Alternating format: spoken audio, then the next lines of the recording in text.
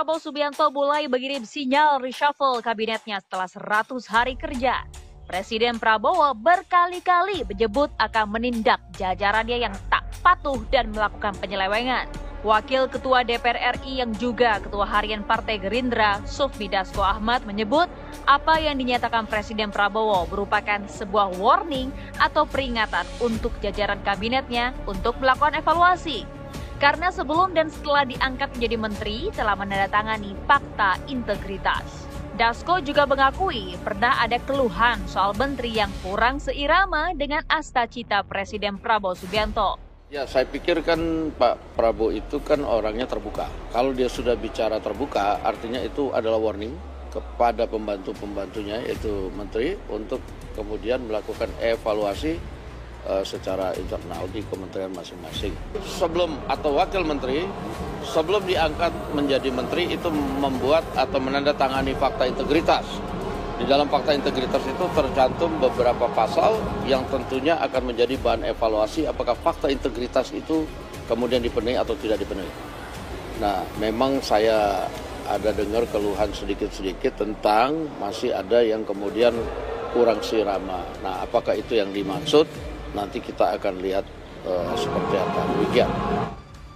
Sebelumnya, Presiden Republik Indonesia Prabowo Subianto mulai mengirim sinyal reshuffle kabinetnya setelah 100 hari kerja. Hal tersebut diutarakan dalam acara Harlah NU. Presiden beberapa kali menyinggung kinerja menteri yang masih tak sejalan.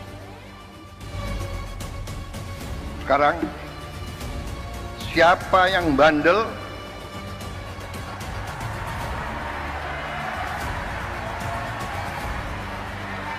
siapa yang dablek, siapa yang tidak mau ikut dengan aliran besar ini, dengan tuntutan rakyat, pemerintah yang bersih, siapa yang tidak patuh, saya akan tindak. Lantas, akankah reshuffle kabinet benar-benar terrealisasi dalam waktu dekat? Menteri-menteri manakah yang akan ditarget untuk dilengsarkan? Tim TV One mengabarkan.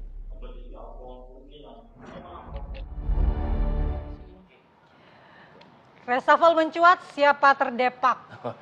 Jadi deg-degan para menteri nih. Kira-kira betul tidak nih akan ada reshuffle dalam waktu dekat atau itu hanya ancaman semata, warning semata. Gitu. Jadi ibaratnya kalau di perusahaan ada SP1, ada SP2 atau SP3 gitu ya. Tapi ini kan presiden langsung yang ngomong gitu. Kalau membangkang didepak, kalau tidak sejalan, tidak sealiran, saya singkirkan. Sebelum dibersihkan, Anda bersih-bersih sendiri. Ya, itu pernyataan yang akan kita bahas pada pagi hari ini. Di studio sudah hadir ada Pak Ngisari Caniago, beliau analis politik dari Foxpol Research and Consulting. Selamat pagi, pagi Bang Arifadil, pagi Mbak Kumala. Jadi udah ada nama di Anda kan? Sudah. Kalau nanyanya ke Presiden, Pak sudah ada nama Menteri. Kalau di Anda sudah ada nama yang akan di-reshuffle nggak? Gitu. Yang penting kita nggak mau bicara hak prerogatif. Waduh. Udah bising itu. Siap, oke. Hak prerogatif udah bising. Oke. Ini juga ada Bang Jazilul Fawait, politisi senior dari PKB. Selamat pagi, Assalamualaikum. Bang Jazil. Selamat pagi, Bang Jazil. Pagi, waalaikumsalam. Mas Ari. Pagi, Bang Jazilul. Baik. Nih kalau misalnya PKB itu nanti saya tanyakan yang kedua dulu. Yang pertama dulu saya ke Pak Ngisarwi dulu nih. Bang Pangi, kalau misalnya santer, Anda mengatakan tadi kan, ini udah bukan hak prerogatif. Karena ini udah santer, udah bising gitu ya. 1, 2, 3, 4, 5, siapa saja? Iya, kalau intinya Anda bilang bising kan artinya begitu dong ibaratnya. Iya, harus yang tidak ikut harus perubahan kehendak rakyat. Siapa saja menterinya kan di list saja. Yang tidak sesuai selera jeronnya Pak Prabowo karena tidak ikut arus perubahan. Tidak mau bersih-bersih, tidak seirama.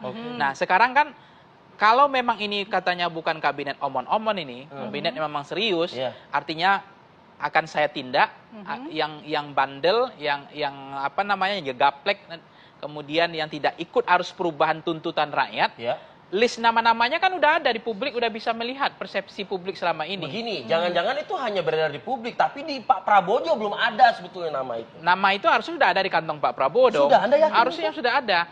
Nggak mungkin nggak. Tetapi kan intinya sekarang nggak ada satupun orang yang berani ngomongin nama-nama. Iya. Karena sensitif kan. Ya. Tapi menurut saya, yang tidak seirama kan udah kelihatan. Kemarin misalnya bongkar pagar laut, Pak Prabowo udah perintahkan, dia nggak bongkar, nggak mau. Itu kan udah nggak seirama.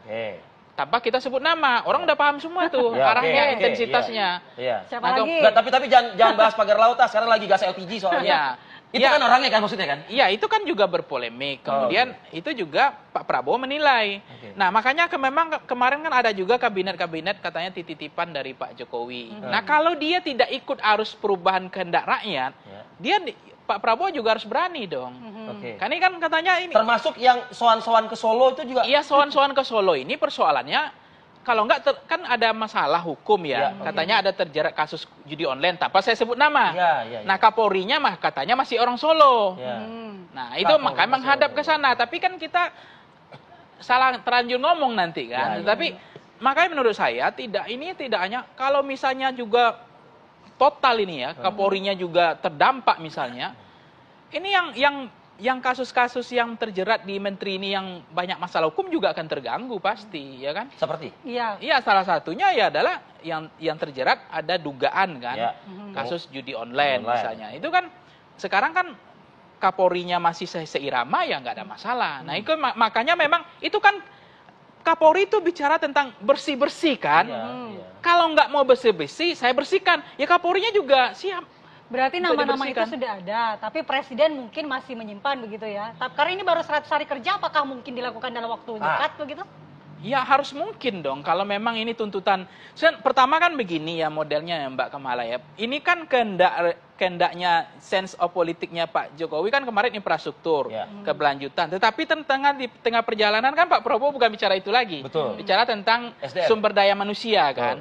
Nah, di situ udah punya banyak enggak masalah, udah mulai muncul. Misalnya Menteri BUMN itu sudah disiapkan oleh Pak Prabowo kementerian baru, bukan kementerian baru, Danantara itu kan.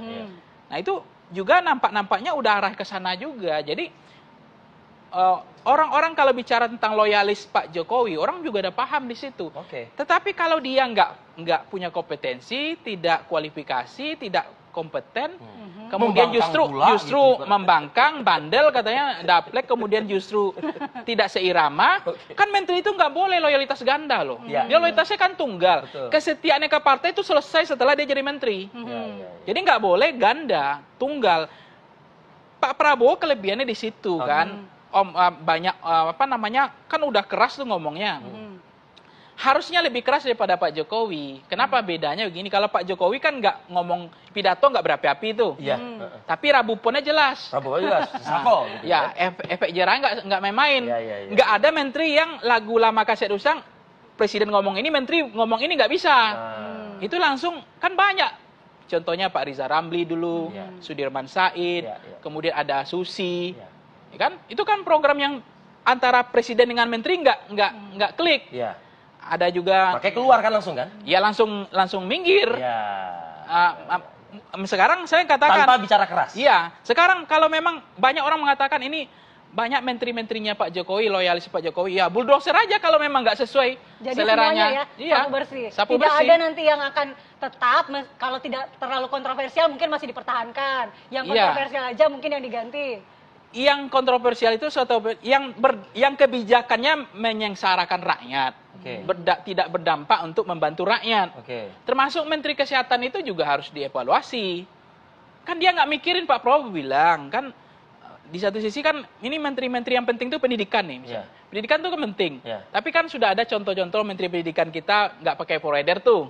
Udah merakyat lah, nggak naik MRT. Nggak naik MRT, udah oke. Ada menteri yang penting lagi adalah menteri-menteri yang terkait dengan ekonomi, ya kan, pendidikan, keamanan dan seterusnya. Termasuk menteri-menteri yang suka yang persoalan yang langsung berhubungan dengan masyarakat, hajat hidup orang banyak. Seperti? Yang penting sekarang itu adalah kesehatan. Tadi Anda mengatakan? Kesehatan iya penting sekali.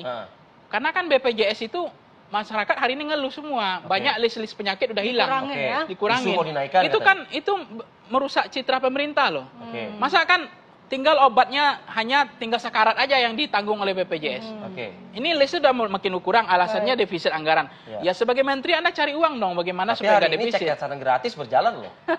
Iya, Program medical kesehatan check up-nya ini. gratis Ya. jalan. Tapi pada saat yang sama, Menteri Kesehatannya bilang BPJS udah negara rugi. Oke. Harus Pak Prabowo bilang negara nggak boleh berbisnis untuk kesehatan, tanggung gitu Oke. dong, ya kan? Oke. Kalau Anda bisa kan statement dia Menteri Kesehatan bilang BPJS nggak sanggup pakai asuransi swasta, kan nggak fair. Oke. Nah itu contoh Menteri Kesehatan yang nggak berpihak kepada masyarakat rakyat. Oke, baik, baik. Nah, saya ingin ke Bang Jazil dulu deh kalau kayak gitu. Bang Jazil, melihat tadi ada beberapa indikasi ya, pos-pos kementerian ya memang sejauh ini PKB sih masih terkategorikan aman ya gitu ya mungkin ya. Gimana Anda menyikapi dalam hal mungkin mentransformasikan keinginan cita-citanya presiden oleh kabinet begitu? Ya, waktu 100 hari ini sesungguhnya waktu yang pendek untuk bisa mengevaluasi kinerja kabinet ataupun presiden. Namun sinyal dari Pak Prabowo sebagai presiden yang memiliki kuasa prerogatif itu seakan-akan memang akan melakukan kocok ulang atau reshuffle kabinet. Nah, tentu publik menunggu dari sinyalemen itu. Berapa jarak dari diutarakan sampai terjadinya reshuffle. Kalau itu berlangsung lama, berarti Pak Presiden cuma ingin menunjukkan bahwa dirinya memiliki kekuasaan prerogatif untuk mengangkat dan memberhentikan menterinya. Bukan dan ingin menertibkan, memberikan sinyalemen untuk menertibkan yang ada.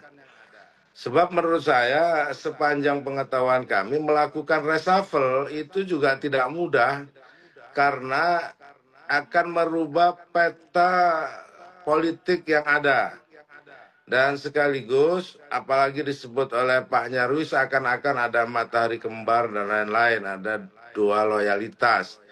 Nah, itu tidak mudah untuk meskipun sepenuhnya kapanpun, siapapun, dalam waktu apapun presiden dapat mengganti, tetapi kan tujuan untuk penggantian kabinet itu selalu harus dikalkulasi dengan baik. Memang tujuannya untuk membuat kesejahteraan, pelayanan kepada masyarakat lebih baik. Tetapi kalkulasinya tetap ada dalam hitungan.